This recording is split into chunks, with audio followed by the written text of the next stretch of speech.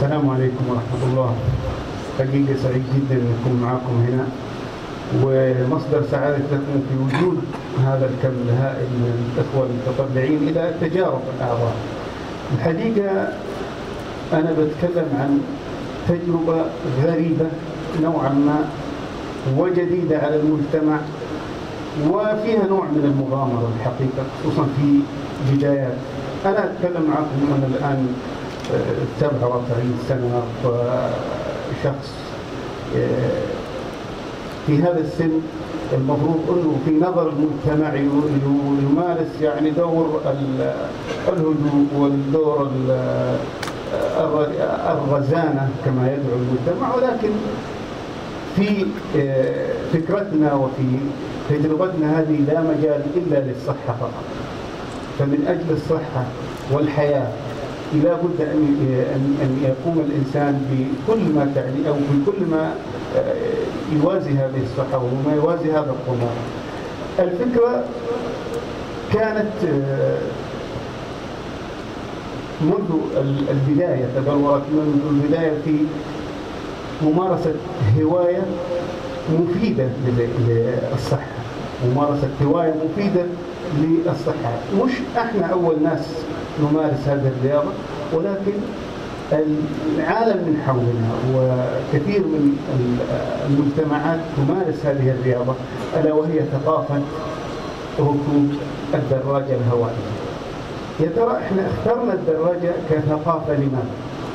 الحقيقة انه الانسان قد يمارس رياضات مختلفة، المشي، السباحة الى اخره، ولكن قد يصاحبها الملل، بعكس رياضة ركوب الدراجة التي تشعرك بالمتعة وتحلق في آفاق أعلى من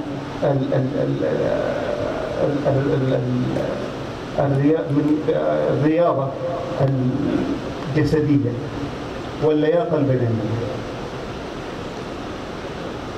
الحقيقة هذا أحد قادة أوروبا يعني، وأوروبا دول متقدمة في مجال النقل وفي مجال وسائل الانتقال السريع والمريح وغير حتى غير المألوف. ولكن نشاهد هذا رئيس الوزراء الهولندي يذهب إلى عمله أو إلى وزارته بالدراجة كنوع ليس كطريقة للحياة، لأنه كلما كبر الإنسان في السن يحتاج إلى ممارسة الرياضة، وكلما كانت ممارسة الرياضة مريحة وممتعة كلما كانت الاستمرارية فيها إيش؟ أكثر وأجمل. طبعا فكرة الرياضة كانت إيجاد نوع جديد من الرياضات نستطيع أن نمارسها بمتعة وليس غصبا عنا. وكانت أنا بالنسبة لي كانت عندي عدة هوايات، كنا بنمشي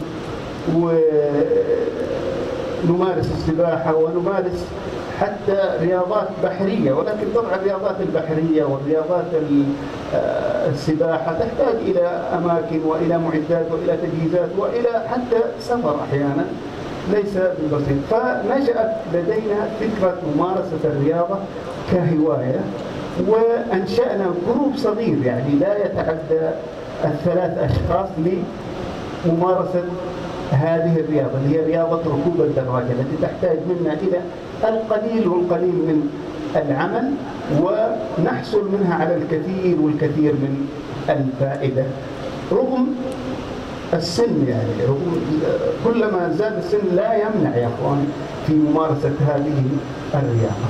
الهدف من تأسيس الفريق اللي هو فريق دراجين قنفذة كان تشجيع ممارسة ركوب الدراجة الهوائية للجميع، لأنه هذه الممارسة يجب أن تكون في متناول الجميع لرخص أدواتها ورخص تكلفتها. أيضا نوجه رسالة للمجتمع بأن هذه الرياضة رياضة مفيدة للجسم، مفيدة للقلب، مفيدة للصحة، مفيدة للإنسان مهما كان سنه ومهما كان عمره. هي لا تحتاج إلى المجهود الذي يحتاجه المشي، لا تحتاج ولا تشعر فيها بالملل. بالعكس أنت تنتقل من منطقة إلى منطقة إلى منطقة، وفي نفس الوقت الذي تستمتع فيه تحرق سعرات حرارية، وأيضا تفيد جسمك وتمتع أيضا عقلك ومداركك وحواسك. أيضا رياضة مفيدة أيضا لو استخدمت على نطاق واسع كما تستخدم في أوروبا، فهي تقلل من نسبة كبيرة من التلوث البيئي اللي أشار له الأخ أحمد. وهذه الرياضة مهمة جدا في الحد من التلوث البيئي، وخصوصا الآن في ظل ارتفاع أسعار الوقود. أيضا كان عندنا تحدي كبير، وهو كيف لأشخاص كبار في السن، معلمون أو أطباء أو مهندسون، أن يمارسوا هذه الرياضة أمام نظرة المجتمع. الحقيقة كانت هذا أكبر تحدي لنا. كسرنا هذا التحدي بأنه استخدمنا الأدوات الصحيحة للرياضة، استخدمنا وسائل السلامة المهمة للرياضة، لم نركب الدراجات الهوائية إلا بلبس الرياضة المعتمد الكامل. وهذا خلى الناس تنظر للنظرة مختلفة، لأنه لو ركبنا الدراجة بالثوب والعقال حتكون النظرة مختلفة، لكن لما تلبس الخوذة وتلبس التيشيرت والشورت والجزمة الوايتنكو، هنا حيكون النظرة مختلفة، لأنك تمارس رياضة على أصولها. طبعا كسرنا الحاجز النفسي. هذه الدراجة القديمة، وهي من أقدم الوسائل وأكثرها انتشارا في العالم منذ عشرات السنين. طبعا هذه تستخدم في الدول النامية بشكل رهيب، وهي في نفس الوقت أيضا وسيلة صحة وحياة. لو جينا للدراجات، طبعا هناك عدة أنواع من الدراجات التي يوصي استخدامها. هناك الدراجة الجبلية التي تصلح للمناطق الجبلية الوعرة، وهذه لها مقاسات خاصة ولها حجم كفر خاص، وأيضا قوية جدا تتحمل.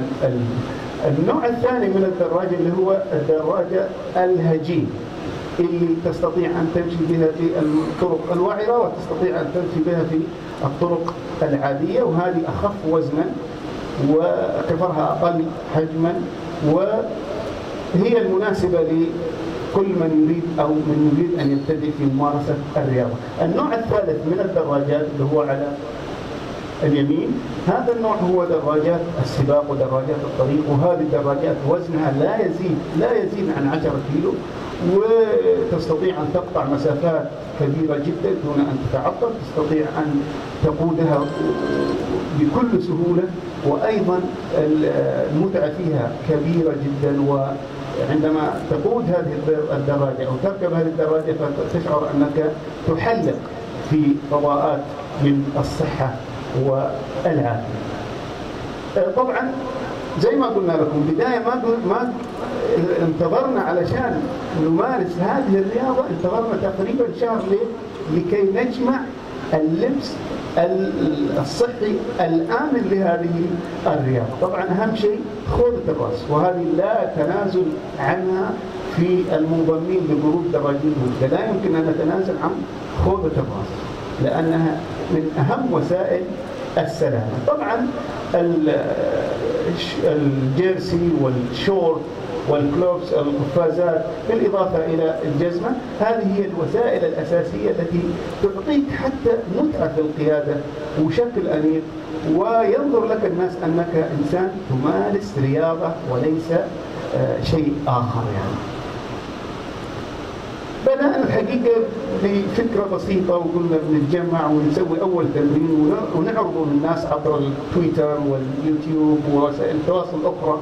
فكان التمرين الأول الحقيقة 3 أشخاص فقط، وأقدم لهم التحية الأستاذ حسين علي والشقيفي والأستاذ حسن جابر عبدي ومحدثكم. كان هذا أول تمرين، وتمرين يعني على استحياء، ولكننا أصرينا على هذا التمرين. لماذا؟ لأنه نمتلك كل وسائل السلامة وكل وسائل التي تجعل من الناس تنظر إلينا على أننا أشخاص نمارس رياضة وليس لعب. طبعا شوفوا الآن إيش اللي حصل.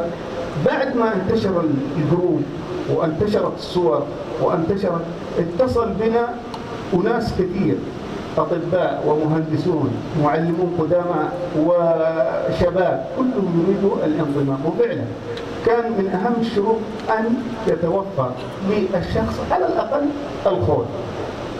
وفعلا بدأت المجموعة في الانتشار، وبدأ المجموعة تنتشر على مستوى المملكة، وبدأت زيارات. وبالمناسبة هناك في كل مدينة من مدن المملكة يوجد جروب رياضي لهواة الدراجات، هواة ليسوا محترفين، يمارسون هذه الرياضة بشكل علني وبشكل منتظم وفق جداول معينة. طبعا هذه جزء من جروب دراجي العرضيات، دراجة العرضيات، زارونا هنا وعملوا معنا تمرين جميل جدا. أيضا هنا كانت في مساهمة في مشاركة مع لجنة التنمية الاجتماعية هنا في المنطقة، وكان الفريق له حضور كبير وموجود فعلا بقوة في هذه المشاركة الجميلة. أيضا زيارة رحالة المملكة، طبعا العلمين الكابتن بلال الكناكري وهو ثاني العرب وبطل من أبطال المملكة، زار القنفذة لزيارة هذه المجموعة والالتقاء بهذه المجموعة. فعلا كان لنا شرف اللقاء بالكابتن بلال الكناكري. على يسار الصورة المهندس محمد حسين، مهندس كبير في المنطقة الكردية، أيضا جمعتهم الهواية رغم أنهم مهندسين ودكاترة وأساتذة، ولكنهم انطلقوا بدراجاتهم من المنطقة الشرقية إلى جيزان ومروا علينا هنا، واستمرت العملية يعني قرابة اليوم من المتعة صراحة. أيضا هذا من الدراجات في طريقهم، طبعا في حلب في طريقهم بدراجتيهما إلى جيزان. هذه الرياضة طبعا ما يحتاج نقول فوائدها، فهي من أهم الرياضيات أو من أهم الرياضيات فائدة للجسم. طبعا أهم شيء أنها بتنشط القلب، تقضي على السمنة، تقضي أيضا حتى على الكرش بشكل بنسبة كبيرة. طبعا هذه البنية الجسمانية القوية والعضلات. انسى مع هذه الرياضة آلام الركبة، انسى آلام الظهر، انسى كل شيء. رياضة جميلة جدا ومفيدة جدا لهذه. أيضا عندنا زي ما قلنا أنها بتخفف من وسائل التنفس الهوائي. طبعا في شكر لصديقي الإلكتروني السيد بول واتسون من الولايات المتحدة، دائما يا جماعة يدعمني رغم أنه عمره تقريبا 62 سنة، إلا أنه كل مرة نعمل ركوب للدراجة وبنسجل الركوب طبعا في برنامج استرافا اللي يشارك هذا البرنامج، يشارك فيه جميع المستخدمين للدراجات في العالم. فهذا الإنسان دائما يعمل لنا دعم وكومنت وتعليقات ودعم لهذا الجروب ويشجعنا كثير. وسعيد جدا بأن هذه الرياضة تمارس على مستوى كبير في المملكة العربية السعودية. شكرا لكم جميعا وأتمنى أن تكونوا استمتعتوا. السلام عليكم ورحمة الله.